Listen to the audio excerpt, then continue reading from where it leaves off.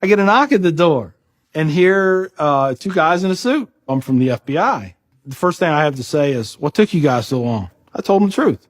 I was going to make my own IED, and I was going to set across the Islamic Center over in a bank's parking lot, and I was going to dial it in and just watch the show. Growing up, I saw a movie, and it was Rambo.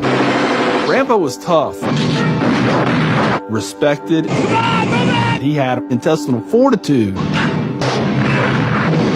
I said, that's what I want to do. I went off and joined the Marine Corps.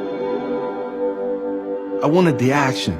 The first time I got shot at, I remember looking at my watch and I says, man, this time last year I was in English class.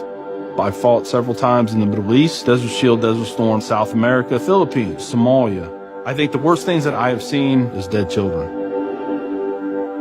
I had to suck it up. I had to be there for my guys. Each one of those teardrops stands for a confirmed kill. I stopped adding after 26.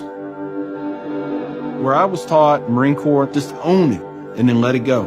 But there comes a time when there's too much of that, and you can't turn it off anymore. I want you to give me a window into your state of mind at that time.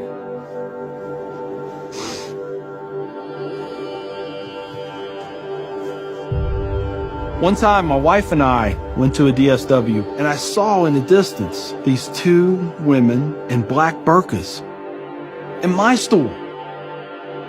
I cried as I prayed for enough strength to go over there and break both their necks. I was just angry. I was just full of hate, and it just fed off itself.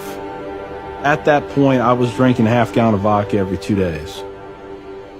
I had devised a plan, create my own IED, homemade bomb, and I was going to set it off right outside the Muncie Islamic Center. 200 plus killed or injured. That was the plan. I saw an opportunity to do one last thing for my country. This was my rationale.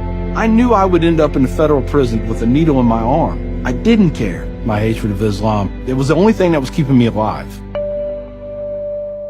So one day my daughter comes home, second grade maybe.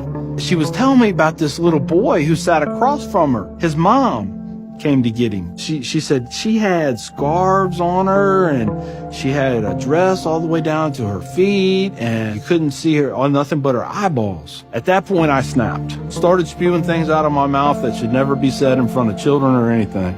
She didn't say anything. It was the look on her face. I remember my daughter looking at me like I was absolutely the craziest person on the face of the earth. She was my little buddy. She used to say we were road dogs. I know I saw it in her eyes. I made her question that love. And that's when the light bulb came on. I decided to give the people of this community one more chance.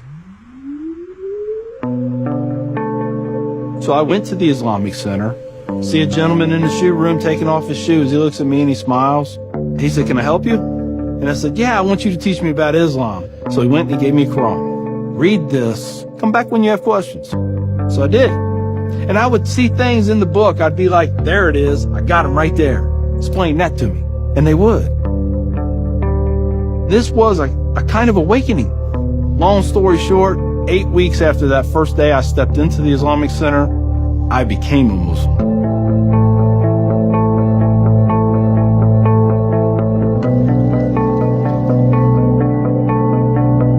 I'm a Muslim, a veteran, and a proud American.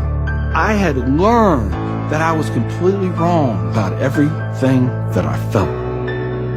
You know, Judaism had a message, Christianity had a message, Islam had a message. Funny thing is, though, it was the same message. It was about peace, and it was about love.